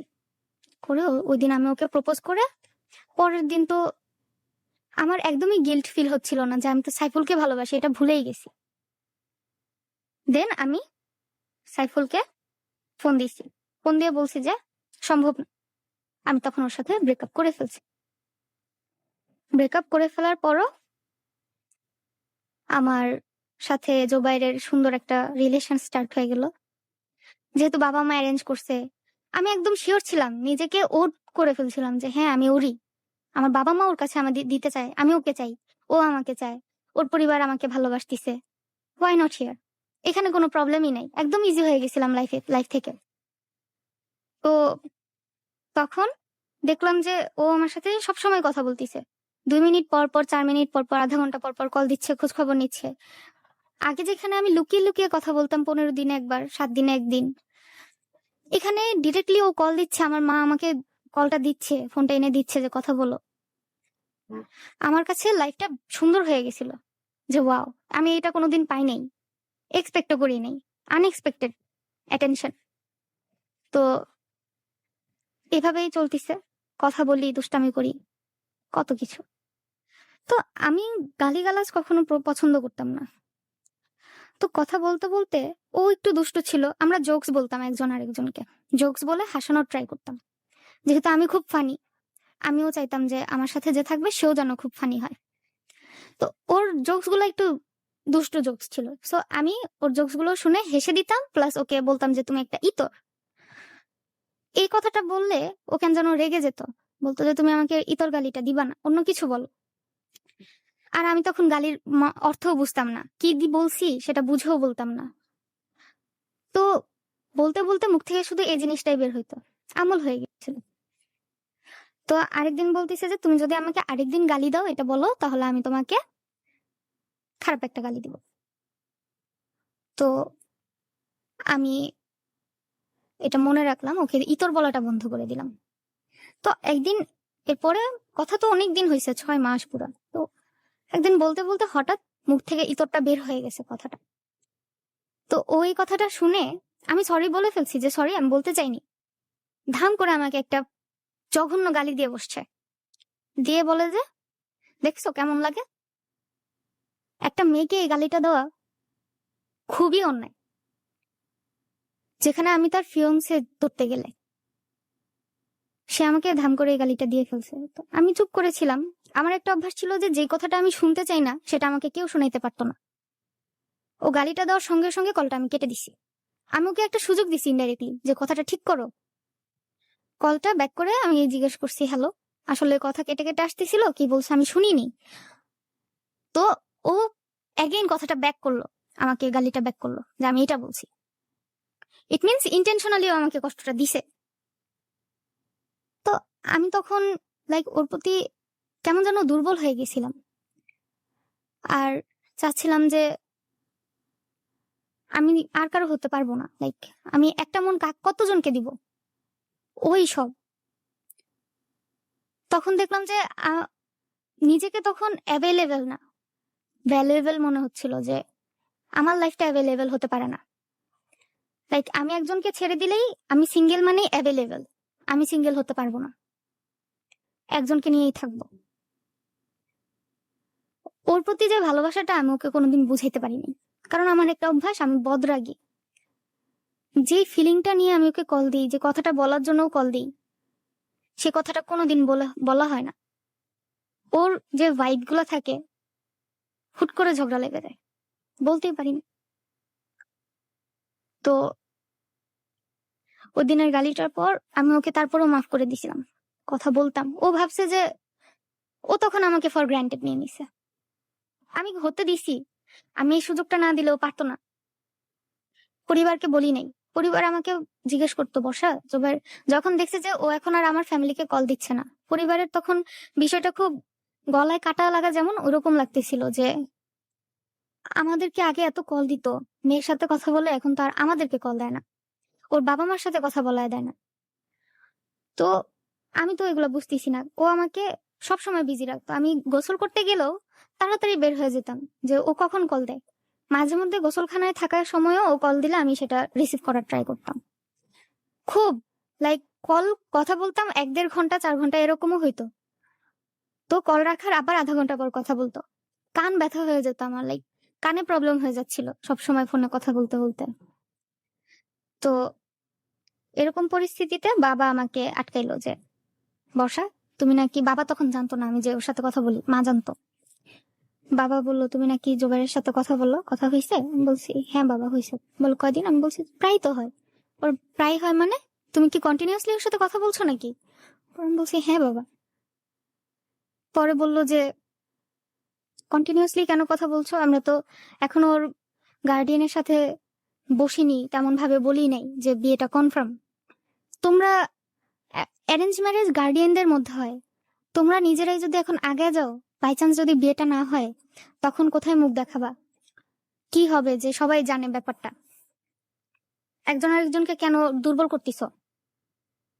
পরে আমি একটা ব্রেক নিলাম, যে না, এত কথা বলা উচিত না। মাও ফোনটা দিচ্ছে না, আমিও চেয়ে নিচ্ছি না। ও কল দেয় আমাকে, জিজ্ঞেস করে বর্ষা কেমন আছে, কি করে। মাও আর দিচ্ছে না, আগে যেমন দিয়ে দিত যে বর্ষার কাছে জিজ্ঞেস কর। তখন আহ সুযোগে সুযোগে একটু একটু কথা হইতো। তো বাবা একদিন আমাকে ডেকে নিয়ে বলল, বাবার সাথে তেমন একটা কথা হয় না, খুব ভয় পাইতাম বাবাকে, এখনো ভয় পাই। বলল যে কিভাবে কথা বলে, ছেলের কেমন ভাবভঙ্গি কেমন। আমি বলছি কেন বাবা? বলে যে বর্ষা, এতটা ইজি মনে করো না, তুমি আমাদের মেয়ে, তুমি আমার ছোট বাচ্চা আমার। তোমাকে আমি একটা ছেলের সাথে কথা বলতে দিচ্ছি, তুমি আমার দুর্বলতা ভেবো না এটা। আমি তোমাকে ওর সাথে ইজি হতে দিছি, যেহেতু তুমি ওর সাথে অভ্যস্ত না, তুমি নিজেকে অন্য একটা পরিবেশে অভ্যস্ত করে ফেলছো, তাই তোমাকে ইজি করার জন্য আমি সুযোগটা দিছি। কিন্তু এটা তুমি খারাপ করো না, ইউজ করো না সুযোগটাকে। তুমি দেখো ওর সাথে তোমার লাইফটা চলবে কিনা। যদি মনে হয় যে হ্যাঁ ওর সাথে লাইফটা চলবে, তখন কথা বলো, কথা বলে বুঝো ওকে। তুমি একদম কি বলবো, পড়ে নেওয়ার চেষ্টা করো। তো আমি কিভাবে বলবো যে ও তো গালি দিয়ে বসছে, এই কথা বললে তো বিয়েটাই ভেঙে যাবে, সবচেয়ে বড় কথা। তো আমি বলতাম না বাবা আমার সাথে ভালোভাবে কথা বলে, অথচ প্রতিনিয়ত ঝগড়া হচ্ছে ছোটখাটো বিষয় নিয়ে, আর প্রতিনিয়ত ও আমাকে অপমান করতেছে এরকম। তো তারপরও আবার সর্ট আউট হচ্ছে টম এন্ড জেরির মতো। এই মুহূর্তে ঝগড়া, কিছুক্ষণ পর আবার ঠিক। এরকম হইলেও আমি লাইফটাকে চালিয়ে নিতে পারতাম। দেখতে দেখতে বিয়ের দিন ক্ষণের জন্য ওর বাবা মা কল দেয় না, আমার বাবা মাও কল দেয় না, জাস্ট আমরা দুজন। আর বিয়ের ব্যাপারে কথা বলার জন্য ও নিজেই কথা বলতিছে, ওর বাবা মাকে দিয়ে কথা বলাচ্ছে না। একই কষ্ট ওর বাবা মার ভিতরে ছিল যে একটা মাত্র ছেলে, কেন আমরা কথা বলতে পারতেছি না, কেন ছেলে একা কথা বলে। সেই অভিমানটা তাদের ভিতর ছিল যে কেন আমরা কথা বলতে পারতেছি না, কেন ছেলে একা কথা বলে। সেই অভিমানটা তাদের ভিতর ছিল, যেটা আমি বিয়ের পর বুঝতে পারছি। তো সেই অভিমান নিয়ে তারা কল দেয়নি। তো বিয়ের কথা বলার জন্য একদিন আমার যে আম্মুর ধর্মের বনি বলা চলে, যে আন্টি, ওনার বাসায় বসা হইলো। আন্টির বাসায় বসার পর কথা হইলো, তো ও নিজেই কথা বলতিছে। তো আন্টি জিজ্ঞেস করলো যে বাবা তুমি, আমার বাবা তোর সাথে কথা বলবে না, কারণ আমার বাবা একটু অন্যরকম, বললে ওর বাবার সাথে গার্ডিয়ানের সাথে বলবে, ওর সাথে আমার বাবার কোনো কথাই থাকতে পারে না, বাবা এটা মনে করে। তো ও করলো কি, আন্টির সাথে কথা বললো। আন্টিকে বললো, আন্টি জিজ্ঞেস করলো যে তুমি কোথায় থাকবা বিয়ের পর। বলে যে আন্টি এটা না হয় বর্ষা আর আমি বুঝলাম। তখন বাবা তো আরো রেগে গেছে যে আমার মেয়ে, আমার মেয়ে এত ছোট, ও কবে থেকে এত বড় হয়ে গেল যে ও কোথায় থাকবে না থাকবে সেটা ও আর ওর হাজবেন্ড, যে এখন বিয়ে হয়নি, সেই ছেলেটা বুঝবে। বাবা আমার উপর এটা নিয়ে রাগ করছে, অথচ আমার ওর সাথে এই ব্যাপার নিয়ে কোনো কথাই হয়নি যে আমি কোথায় থাকবো। তো ও বললো যে বিয়ের পর না হয় আমরা বুঝবো। ঠিক আছে, এটা শুনে এসে বাবা তো আমার উপর খুব রেগে গেছে যে কি এমন অধিকার ওকে তুমি দিয়ে ফেলছো তোমার লাইফে, যে তোমার আর ওর ম্যাটার হয়ে গেছে। বিয়ে তো এখনো হয়নি বসা, এখনো তুমি আমাদের সন্তান, আমরা চাইলে বিয়ে হবে, না হলে হবে না। কেন ও এই সাহসটা পাইলো? এই সাহসটা তুমি না দিলে তো পায় না বলার। অনেক কথা হইলো, অনেক শাসন হইলো, কান্না করতেছিলাম। তো ওই সময় ও জোবাইয়ের ফোন দিছে। কোন কোন পরিস্থিতি থেকে যে আমি ডিল করছি ওকে আমি বুঝতে দেইনি। অনেক সাধনার ফল ও আমার, অনেক সাধনা করে আমি ওকে পাইছি। যেখানে আমার চিরকালের বাবা মাকে আমি ছেড়ে দিছি, কষ্ট দিচ্ছি, ওর বোঝা উচিত যে কতখানি ভালোবাসলে আমি নিজের জন্মদাতা পিতা মাতা, আমার যে মেন্টর, আমার বোন, আমার ভাই, সবাইকে কষ্ট দিয়ে ডিসঅ্যাপয়েন্টেড করে আমি প্রতিবার ওকে জিতাই দিচ্ছি। আমি শুধু ওর ওয়াইফ হয়ে থেকে গেছি, আর কারো কিছু হইতে পারতেছি না, চাই পারি না। নিজের অনিচ্ছায় আমি ফ্যামিলিকে কষ্ট দিই, দিয়ে বুঝি খারাপ হচ্ছে, ফ্যামিলিও বুঝে আমি ভেঙে পড়ছি। তো এভাবে করতে করতে বাবা তো বিয়ে নিয়ে কোনো কথাই বলে না। বাবার হচ্ছে যে বর্ষাকে আমি ছেড়ে দিছি, এখন আর বর্ষা আমার মেয়ে নেই। আমার মেয়ে যতদিন ছোট ছিল ততদিন আমার মেয়ে ছিল। এখন তো বর্ষা বড় হয়ে গেছে, উড়ে গেছে বর্ষা, এখন জাস্ট ওর বডিটা এখানে পড়ে আছে। এই বডিটা আমার মেয়ে না, আমার মেয়ে বড় হয়ে গেছে, চেঞ্জ হয়ে গেছে। আমার ছোটবেলার পিক্স গুলো আব্বু দেখে দেখে কান্না করে মার সাথে, রাত রাত ভোর। বাবা যেহেতু হার্ট পেশেন্ট, মাও অসুস্থ, তো আমার রুমটা আমার বাবা মার রুমের পাশেই। তো আব্বুর কাশির একটা প্রবলেম, সারা রাত কাশে। তো আমি আবার এই কারণে ঘুমটা আমার খুব কাঁচা, আব্বু আম্মু হুট করে অসুস্থ হয়ে যায় রাত্রে। তো তখন আমার যেতে হয়, দেখতে হয়। ওনারা ডাক দেয় না, কোনো দিন ডাকে না। মা অসুস্থ হয়ে গেলে বাবা মাকে দেখাশোনা করে, আর বাবা অসুস্থ হয়ে গেলে মা বাবাকে দেখাশোনা করে, এমন। তো যেতে হলে, তাদেরকে হেল্প করতে হলে নিজে বুঝে তারপর যেতে হয়। যখন দেখি যে বাবা কাশতিছে না, চুপ করে আছে, তখন দৌড় দিয়ে পাগলের মতো উঠে আমার যেতে হয় বাবা মার রুমে, যে কি হয়েছে। গিয়ে সত্যিই দেখি বাবা অসুস্থ। আর আল্লাহরই রহমত আমার উপর, যে বাবা মা অসুস্থ হয়ে গেলে আমি যত গভীর ঘুমেই থাকি না কেন, আমার ঘুমটা ভেঙে যায়। তো ওরকম একদিন বাবা ওদিনই আমার ব্যাপারটা নিয়ে এত টেনশনে ছিল, অসুস্থ হয়ে গেছে। আমি বের হয়েছি, দরজাটা খুলবো, দেখি বাহির থেকে আটকানো। বাবা বুঝতে পারছে আমি যাব, বাবাকে ধরবো। বাবা চায়নি, এতটা কষ্ট পাইছে আমার উপর। তো তাও অনেক চেষ্টা করছি নিজেকে বুঝানোর। তখন ভাবতাম যে, বুঝতাম যে রং করতেছি, কিন্তু এটা বুঝতাম না যে রংটা কিভাবে ঠিক করব। তো এভাবে চললো, জোবাইরকেও বুঝতে দেইনি। তখন বিয়ের 20 দিন আগে, 25 দিন আগে জোবাইর আসলো ঢাকায়। ঢাকায় আসলো আমার শপিংটা করে দেওয়ার জন্য। সেটাও সে করতে চায়নি। সে বলছে, বর্ষা আমি তোমাকে টাকা পাঠিয়ে দিই, তুমি করে নাও। তখন তো আমার আরো খারাপ লাগলো যে এমনি বিয়েতে ইন্টারেস্টেড না বাবা, তোমার ইনভলভেন্স নেই বাবার সাথে, আমার পরিবারের সাথে, আর তুমি বলতেছো তুমি টাকা পাঠিয়ে দিবা, আমি নিজেরটা নিজে কিনে নিব। আমি বলছি যে এটা তো নিয়ম যে তোমার বাড়ি থেকে যেটা আসবে সেটা আমি পরবো। তুমি এসে যদি কিনে না দাও, আমি দরকারে কিনে দিওই না, তাহলে তো আমি নিজের বাবার টাকা দিয়ে কিনে তারপর পড়তে পারি, নিজের কিনে নিতে হইলে। তো পরে অনেক কথা বলে ওকে মানিয়ে মানিয়ে, এত ভাবে বলে ওকে আমি আসার জন্য কনভিন্স করলাম। আসলো। কিন্তু ওর শর্ত কি ছিল? ও আমার বাবার দেওয়া কোনো কিছু পরবে না। আমার বাবা তো একদমই আরো রেগে গেছে। ওর দুলাভাই ছিল গাজীপুরের, ওনার নামও আমার বাবার নামের সাথে সিদ্দিক। তো ওর সেই ছোট দুলাভাই নাকি ওর জন্য বিয়ের পাঞ্জাবি এগুলো কিনে রাখছিল আরো অনেক আগে। হ্যাঁ, তো ও নাকি সেগুলাই পরবে। তাকে সে তো ও নাকি সেগুলাই পরবে, তাকে সে এতটা রেসপেক্ট করে। আমি বলছি, জোবাইর বিয়ের দিন তো মেয়ের বাড়ি থেকে যেটা দেয় সেটা পড়তে হয়, তুমি বিয়ের দিন পরো, বউ ভাতের দিন তোমার দুলাভাইটা পড়লা না হয়। বললো যে না, আমি বউ ভাতের দিন বাবা যেটা দিবে সেটা পরবো, বিয়ের দিন আমি ওটাই পরবো। অথচ তার দুলাভাই নাকি এই বিয়েতে ইন্টারেস্টেড ছিল না। সে নাকি চেয়েছিল, আমাকে যেটা জোবাইর বলছে আমি সেটাই বলতেছি, যে আমার কাউকে ছোট করার কোনো ইন্টেনশন নেই। সে নাকি বলছিল যে গ্রামের মেয়ে বিয়ে করা ভালো, তো জোবাইর যেহেতু ঢাকার মেয়ে বিয়ে করছে, সেটা নাকি সে একটু কষ্ট পেয়ে গেছে। ওর ফ্যামিলিও চাইছিল।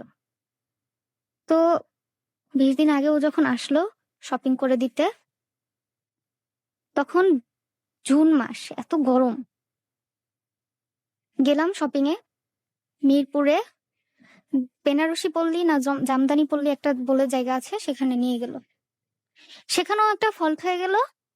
উম, গাড়ি একটা নিয়ে আসছে, তো আরেকটা গাড়ি বাবা অ্যারেঞ্জ করে দিছে। তো যেখানে আমি আমার বোনদের সাথে বসবো কথা, সেখানে আমার ননদ আমাকে লাইক জোবাইরের সাথে বসার জন্য ফোর্স করে বসলো। ওরকম ফোর্সও না যেটাকে বলা হয় আর কি, যে ধাম চেপে ধরে বসায় দাও, ওরকম না। আমি যেই গাড়িতে বসছি সেই গাড়িতে আমার ননদ বসে পড়ছে আমার সাইডে, আমাকে মাঝখানে রাখছে যেন জোবাইর এসে আমার পাশে বসতে পারে। এটা আবার বাবা দেখছে। দেখলে সরি, বাবা জোবাইরকে বাহিরে দাঁড় করাইছে, কথা বলছে। পরে জোবাইর অন্য গাড়িতে বসবে, ও তো বুঝতে পারছে যে বাবা কেমন। তো বাবা ওকে আবার বললো যে না বসো, কারণ বাবা তখন কি কষ্ট পাইছে, সে দেখছে যে তার মেয়েই খারাপ, তার মেয়েই বসে পড়ছে, জোবাইরের সাথে বসতে গেছে। আমাদের কাছে এগুলা অনেক ম্যাটার করে। তখন বাবা জোবাইরকে আর আটকায়নি, যেহেতু আমিই বসছি। বাবার যে আবেগগুলো আমি বুঝি, কিন্তু তখন কিছু করার ছিল না। তো আরেকটা কথা বলে রাখি, জোবাইর আমাকে যখন দেখতে আসছিল তখনও একা আসছে, কোনো গার্ডিয়ান নিয়ে আসেনি। ওর সাথে ওর ছোট বোন ছিল, ফ্রেন্ড ছিল, ছোট ভাই ছিল, কেউ ওর গার্ডিয়ান না। তো যেদিন আমার শপিং করে দিতে আসবে সেদিনও ওর চাচাতো বোনই ছিল, ছোট। তো ও কোনো গার্ডিয়ান নিয়ে আসেনি বিয়ের আগে আমাদের বাসায়। তো ওই দিন শপিং করতে গেলাম।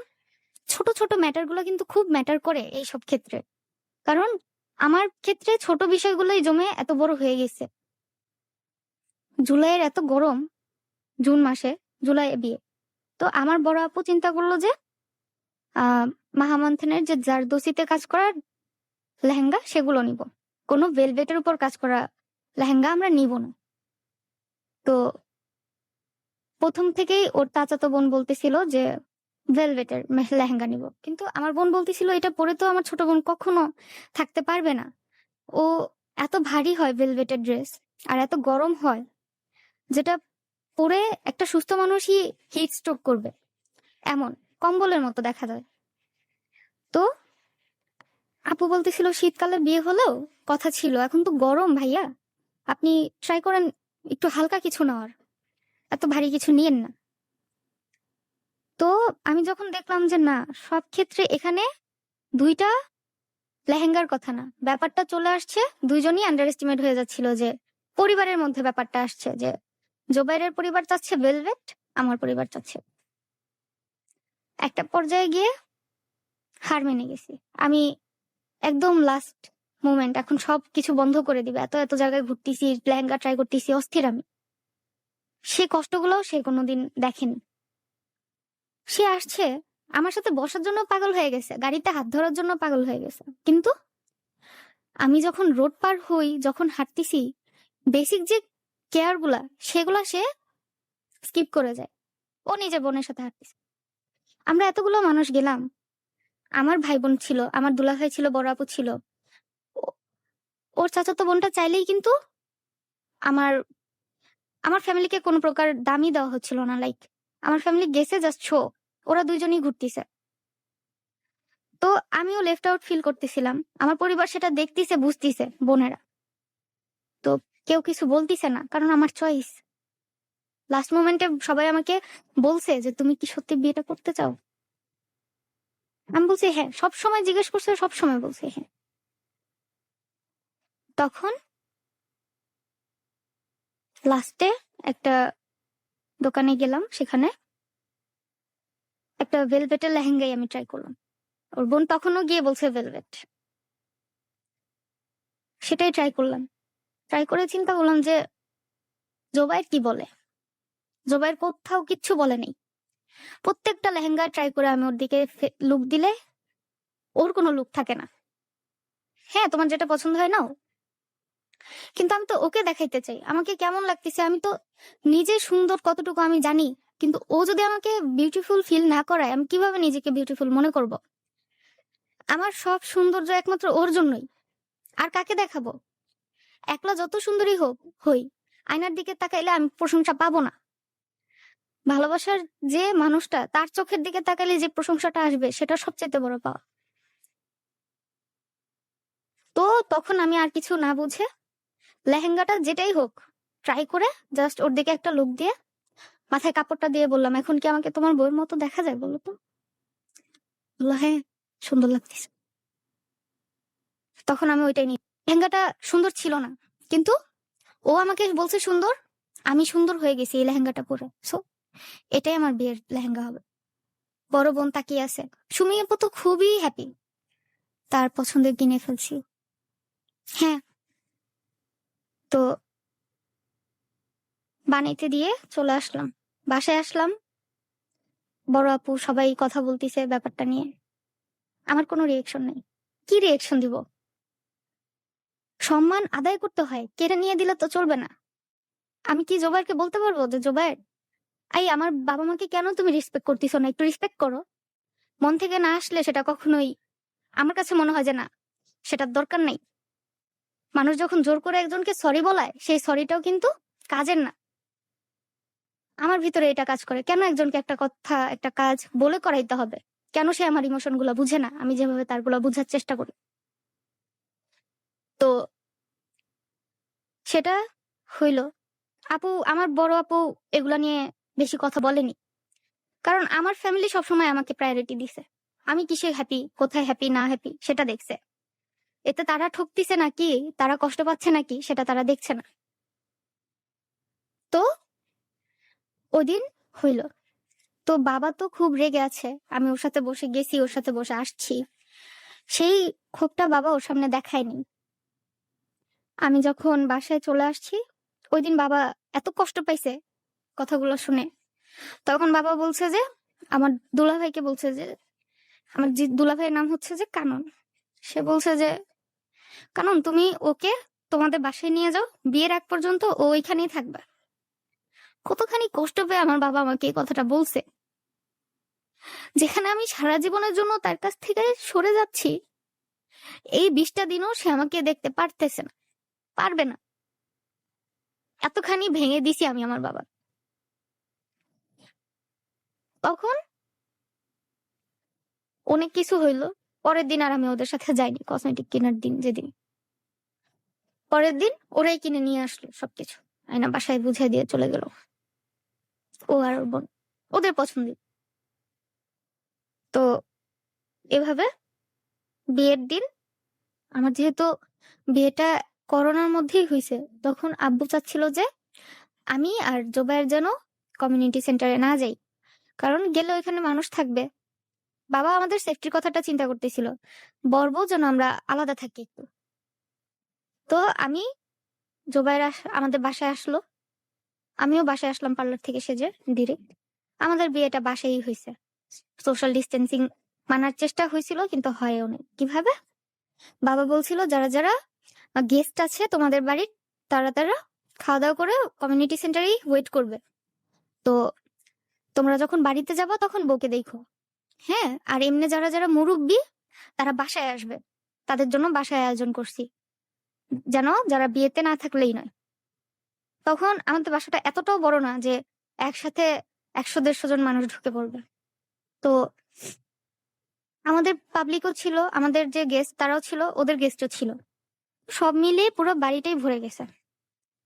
তো বাবা আবার হার্ট পেশেন্ট, শ্বাসকষ্ট, সবকিছু মিলে খুবই উইক ছিল। তো বাবার ইনফেকশনের একটা ভয় ছিল, আমাদের হতেই পারে এতগুলো মানুষের মধ্যে কেউ একজন যদি ইনফেক্টেড চলে আসে এখানে, এক একজন এক এক জায়গা থেকে আসছে।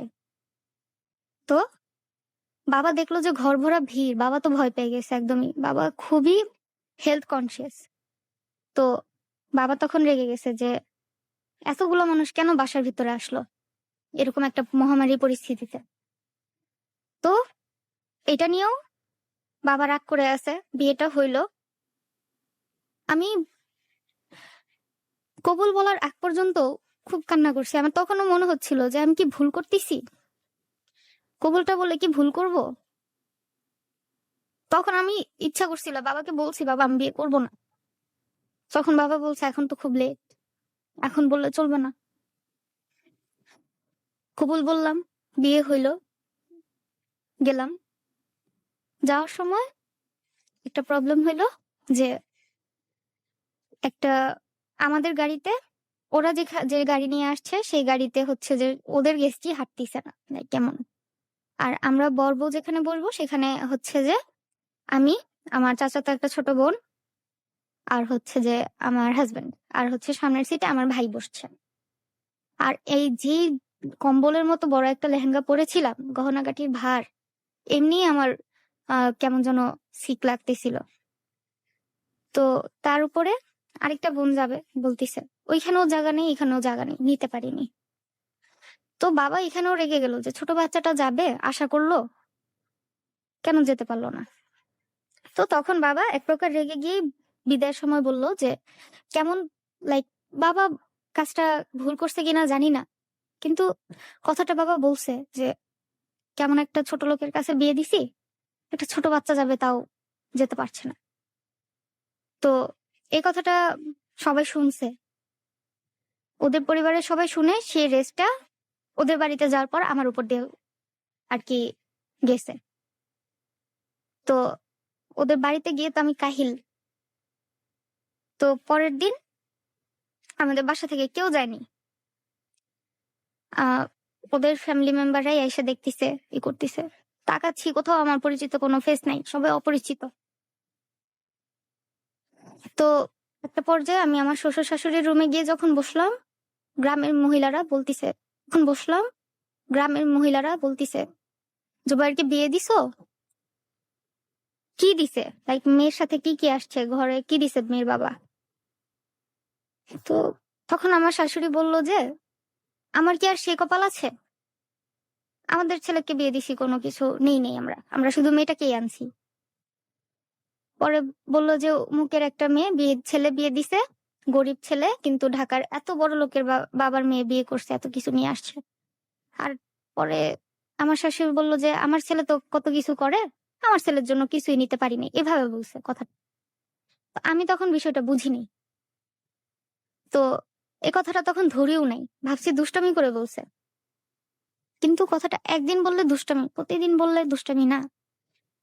তো ওর ছোট বোনও, যেটা নাম হচ্ছে ডলি, তো ও এসে বলতো যে ওদের এরিয়া একটা ছেলের বিয়ে হয়েছে, ছেলে আগে বউ ছিল, তারপরেও বিয়ে করছে, তারপরেও এত ভালো একটা মেয়ে পাইছে, ঢাকার মেয়ে, এত বড় লোকের মেয়ে, এই সেই কত কথা। আমাকে ছোট দেখানোর খুব ট্রাই করছে। তো আমার বিয়ের পরের দিন তো কেউ আসেনি বাসা থেকে। এর পরের দিন আমার চাচি আসছে দুইটা, আমার মা, আমার ফুপু, ছোট ফুপু, আমার বোন, আমার দুলা ভাই, আমার ভাই রাবি ভাইয়া, আমার খালাতো ভাই মাসুদ ভাইয়া, আমার চাচাতো ভাই সোহেল ভাইয়া, ওনারা সবাই গেল। রাতুল, তানজিলা, মিমাপু সবাই গেল। তো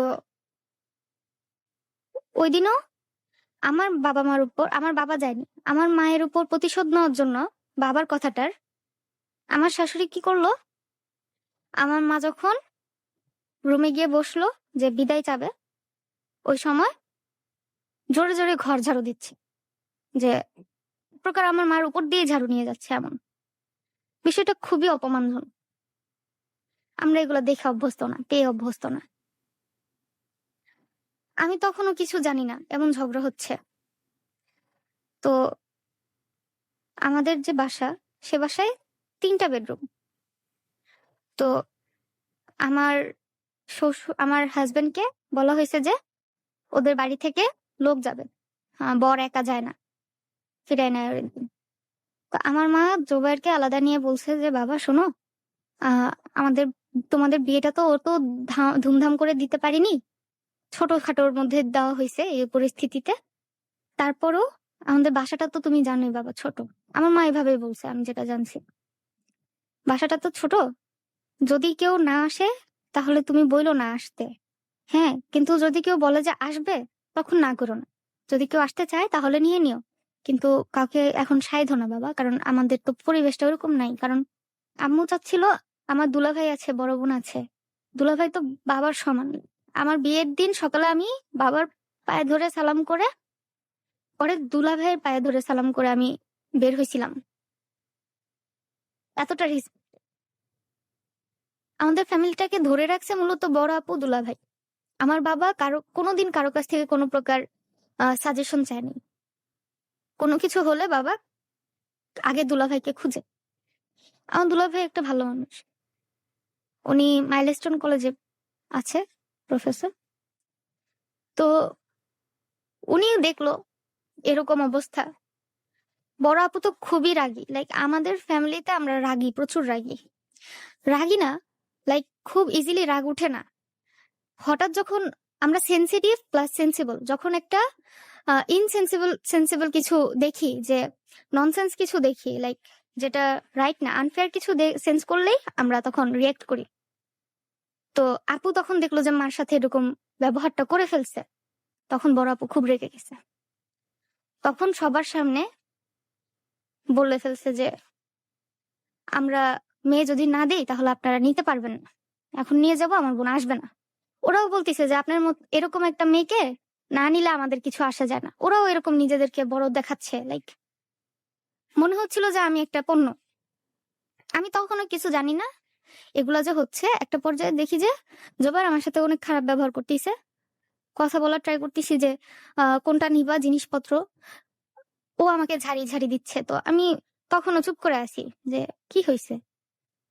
কালকে বিয়ে করে পরশুদিন আসলাম, আজকে আমার সাথে এভাবে কথা বলতিছে কেন? কষ্ট পাচ্ছিলাম কিন্তু কিছু বলতেছিলাম না যে এটা তো আমার পরিবেশ না, আমার জায়গা না, এখানে আমি কেন বলবো? কিছু হয়তো হয়েছে, বুঝি আগে বিষয়টা বুঝে নিই। তখন দেখলাম যে বড় আপু খুব রেগে, আপুর তো রাগি ফেস দেখে তো আমি ভয়ে শেষ। আপুকে এত ভয় পাই। আপু যেখানে কষ্ট পেয়ে কান্না করে দিছে ওইখান থেকে আসছে। কারণ আমাদের পরিবারে ছেলে মেয়ে সবাই সেম, আমাদের পরিবারে কথা বলার অধিকার আছে সবার, কিন্তু ওদের পরিবারে সেটা নাই। সবাই বলতেছিল একটা মেয়ে মানুষের এত পাওয়ার কেন, এই সেই এরকম এভাবে বলতিছে। আমার মা বোনকে মাকে অপমান করতেছে যে ওদের বাড়িতে কি মেয়েরাই দাদাগিরি করে নাকি, এই সেই এভাবে বলতিছে। আমি এগুলো শুনে জাস্ট হতবাক যে কিসে এসে পড়ে গেলাম আমি। তো ওদের বিহেভিয়ারটা বিয়ের আগে যেটা দেখলাম বিয়ের পরে একদম চেঞ্জ, লাইক ডাবল ফেসড, মানুষকে শো করতে পারে খুব ভালো। তো আমার আপু কান্না করে বের হয়ে গেল, আমার দুলাভাই আসলো, এসে হাত জোড় করে জোবাইরের কাছে সরি বলল, জোবাইরের বাবার কাছে সরি বলল। দৃশ্যটা আমি ভুলে যেতে পারবো না কোনোদিন। আমার এত কোনোদিন আমার দুলাভাইকে ঠিক রাখার জন্য আমার বাবা যেখানে ঠিক রাখার জন্য আমার বাবা যেখানে দুলাভাইকে এত সম্মান করে, সেই দুলাভাই আজকে সম্মানহানি হয়ে গেল আমার বাসা থেকে। সে ফেসটাও কোনোদিন আমি ভুলতে পারবো না। আমার বোন তো তাও মেনে নিছে। তারপরও পরে রাস্তায় আমরা চলে যাব যখন, আপু বলতেছিল যে আমরা বর্ষাকে নিব না। আপু আমাকে জিজ্ঞেস করছে, বর্ষা তুমি একলা যাবা না, আমরা জোবাইরকে নিব না? আমি তো বুঝি নাই যে কি হচ্ছে, আমাকে তো কেউ বলে নাই। বলছি কি হয়েছে আপু, জোবাইরকে কেন নিবা না, কি হয়েছে বলো, বাবা কি রাগ করছে? বাবা বলছে যে জোবাইরকে নিতে হবে না। বললো যে তাহলে তুমি থাকো জোবাইরকে যদি তোমার রাখতে ইচ্ছে করো। কারণ আপু তখন রেগে গেছে, একদমই সেন্স হারিয়ে গেছে যে আপু কি হচ্ছে, আমাদেরকে এনে অপমান করতেছে। তো আমি তখন রুমে বসে কান্না করতেছি যে কি করব বুঝতেছি না। আমার ভাইগুলো গেছে, সবাই আমার সংসারটা ঠিক রাখার জন্য কিছু করতেছিল না, কারণ ওরা জানে করতে হলে কত কিছু করতে পারে, কিন্তু এই ফ্যামিলিটাতে ওরা থাকবে না, আমি থাকবো। এই কারণে ওরা অসম্মানিত হয়েই মান সম্মানটা দিয়েই তারপরে যাচ্ছে, যাতে আমি নিজের মান সম্মানটা নিয়ে থাকতে পারি। কেউ কিচ্ছু বলেনি, ছোট হয়ে গেছে। আমিও গেলাম। আমার লাস্ট মেশ জুবাইরকে নিয়ে যাওয়া হইলো। লাইক আমরা তো ওদের মতো হতে পারিনি, ওরা খুবই দামি মানুষ, আমরা এতটা দামি মানুষ হতে পারিনি, নিজেদেরকে এতটা দামি করতে পারিনি। তো ঝুঁকেই গেলাম। আমার ননদ কান্না করতেছিল, বলতেছিল আমার ভাইকে যেন কেউ কিছু না বলে। সে তো জানে তার ভাই যে কাণ্ডটা করছে সেখানে গেলে তার শুনতে হবেই। সে তখন কান্না করে আমাকে বলছে যে আমার ভাইকে যেন কেউ কিছু না করে। আমিও সারাটা রাস্তা কান্না করে করে গেছি যে আল্লাহ আমি কিভাবে ট্যাকেল দিব, আমাকে তুমি পথ দেখাও। একদিকে আমার হাজবেন্ড, একদিকে আমার পরিবার, কাকে বলবো? জুবাইরের বিরুদ্ধে বললেও আমি পারবো না, ফ্যামিলির বিরুদ্ধেও আমি বলতে পারবো না। তখন বাসায় আসলাম, সবকিছু ঠিক, কেউ কিচ্ছু বলে নাই ওকে, চুপ। সবাই ওকে আপ্যায়ন করতেছে, কেউ খারাপ ব্যবহার করতেছে না। বাবা জানে না বিষয়টা। পরে আস্তে আস্তে আমার মা চাইছিল, ওর সাথে ওর চাচাতো ভাইটা আসছে পরে। আমার মা চাচ্ছিল যে দুইটা তিনটা যেহেতু বেডরুম, আমার বাবা মা অসুস্থ, সো বাবা মার একটা রুম লাগেই। তো ওই রুমে আব্বু আম্মু ছিল, চাচ্ছিল এক রুমে আমি আর জোবাইর থাকবো, আর এক রুমে আমার দুলা ভাই আর বড় আপু থাকবে, আর আবি ভাই না হয় ডাইনিং রুমেই বিছানা করে শুয়ে পড়লো, সমস্যা কি? কিন্তু আরেকটা লোককে যদি নিয়ে আসে তাহলে তো এভাবে হচ্ছে না। তারপরেও আসলো, আনলাম, অপমানিত হয়েই আনলাম। ওরাও যে খুব একটা মানিজ্জত নিয়ে আসছে সেটা না। যেখানে একটা মানুষের মানুষের আসার ব্যাপারটা নিয়ে ওরা এরকম করতে পারছে, সে মানুষটা যে সম্মান নিয়ে আসছে সেটা আমার মনে হয় না। সে মানুষটা নিজেও ছোট হয়ে আসছে। কার ইচ্ছা থাকে আসার? তো আসলো। আমার ভাইয়া তাও ওকে নিয়ে ঘোরাঘুরি করলো। আমার চাচাতো দেবরটাকে নিয়ে আপ্যায়ন করলো যতখানি করার। ওকে কিচ্ছু বুঝতে দেই নাই আমাদের পরিবারের ভেতর কি হচ্ছে না হচ্ছে। জোবাইরের সাথে রাত্রে বাবা যেদিন চলে আসবো এর আগের দিন রাত্রে বাবা কথা বলতে বসছে। বাবা কথা বলতে পছন্দ করে। তো বাবা চাচ্ছিল, বাবার একটাই রুল, আমি যেটা মনে করি বাবাকে ঠিক রাখার সূত্র একটাই। বাবা কি বলে তার সাথে চুপ করে শুনবা, অনৈতিক মনে হলেও অ্যান্সার দিবা না।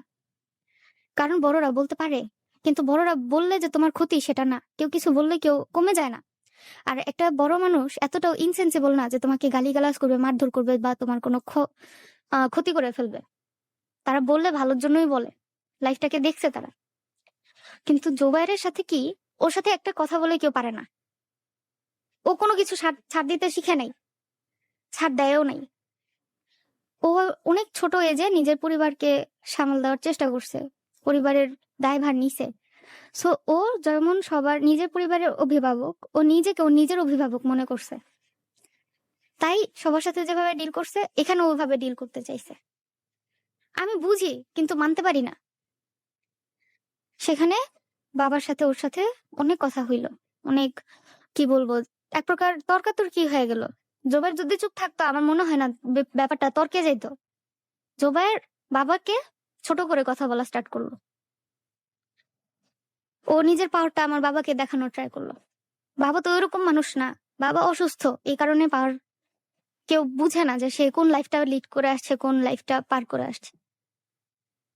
কারণ জোবাইর টাঙ্গাইলের একটা ছেলে আমাকে যেটা দেখাইতে পারবে, ঢাকায় এসে সেটা আমাকে দেখাইতে পারবে না আমার বাবার কাছে অন্তত।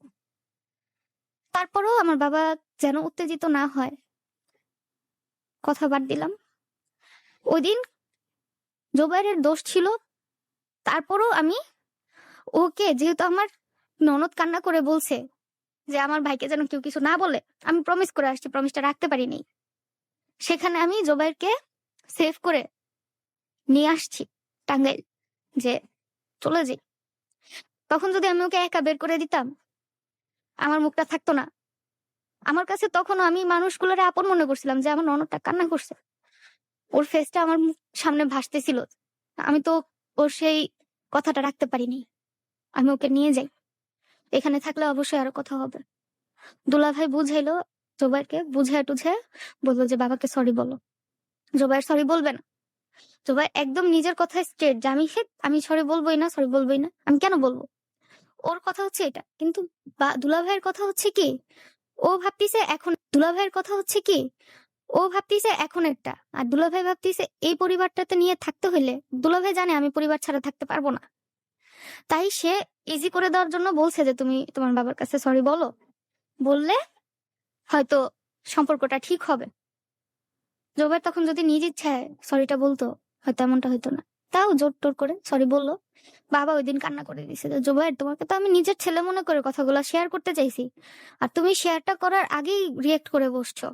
আমার সাথে যেটা হয়, ওকে আমি আই লাভ ইউ বলতে ফোন দিয়ে দিলে আই হেট ইউ বলে কলটা কাটতে হয় আমার। কারণ ওর ভাইবটাই এরকম, বুঝতে চায় না একটা মানুষ কিভাবে কথা বলতেছে। তো ওদিন নিয়ে আসলাম, বাবা আমাকে ওই দিন ছোট করে ফেললাম না, বাবা বলছে মেয়ে দিব না। আমি চলে গেলাম ওর সাথে। পরে আবার আসলাম, আসা হইলো অনেকদিন পর, সেম সেম ঘটনা, আবারও বাবার আর ওর দ্বন্দ্ব। আবার চলে গেলাম, পরে আবার আসলাম ওর সাথে ঝগড়া করে। ঝগড়া কিভাবে হইলো? ওর পরিবারে, ওর পরিবার তো আমার উপর খুব ক্ষিপ্ত যে কেন আমার সাথে ওর এরকম। ফার্স্ট ফার্স্ট টাইম যখন ওর সাথে চলে গেছি বাসা থেকে আমাদের, তখন ওইখানে গেলাম, এর কিছুদিনের মধ্যে আর কি আমাদের একটা ব্যাপার নিয়ে ঝগড়া হয়, সেটা আমার মনে আসতেছে না, ছোট একটা ব্যাপার। তো ঝগড়ার মধ্যে এই ব্যাপারগুলো নিয়ে আমার বাবা ওকে কি বলছে, আমি বলছি তুমি তো বাবাকে কম বলনি। ও সবসময় আমাকে চাইছে আমার পরিবার কাছ থেকে সরায় নেওয়ার জন্য। তো আমি সেটা মানতে রাজি ছিলাম না, কারণ আমি ওকে সংসারটা করার খাতিরে শুধু ওর সাথে আসছি। অন্য কেউ হলে আমার বাবাকে এগুলো বলে কেউ সরে যেতে পারতো না আমার সামনে দিয়ে। অবশ্যই এটার প্রাইস তার দিতে হইতো। তারপরেও আমি ওকে ভালোবাসি বিধায় এই সংসারটা কন্টিনিউ করার জন্য গেছিলাম। সেখানেও ঝগড়াঝাটি হইল ব্যাপারগুলো নিয়ে। তো একটা পর্যায়ে চিল্লাচিল্লি হইল। আমার শ্বশুর শাশুড়ি অন্য রুম থেকে আসলো। আসার পর আমার শাশুড়ি যখন আসলো, এসে করলো কি, ধাম করে আমার পায়ে ধরলো যে, মা তোমার পায়ে ধরেই তুমি আমার গেদাকে বাঁচতে দাও, আমার ছেলেকে বাঁচতে দাও, মেরে ফেলো না। এমন কিছুই হয়েছিল না যে সে আমার পায়ে পায়ে হাত দিবে। জোবাইরের দিকে আমি এক দৃষ্টে তাকাইছিলাম, এটা কি হইল জোবাইর? তখন আমি ওনাকে টাইনে উঠাইলাম, উঠে বসাইলাম। তো পরে আমি বললাম যে এরকম হইলে আমি থাকতে পারবো না, সরি, আমি তোমাকে তালাক দিয়ে দেবো। তো জোবাইর ওর বাবা মার সাথে কথা বলতিছে যে, ওর বাবাকে বলতিছে যে তোমরা তো দেখে বিয়ে দিছো, দেখো আমার জন্য কি আনছো। তো জোবাইরের বাবা বলতিছে যে আমরা দেখে বিয়ে দেইনি, তুমি বিয়ে করছো, একা গিয়ে বিয়ে করছো। একটা কথা বলতে ভুলে গেছিলাম যে আমার বিয়ের দিন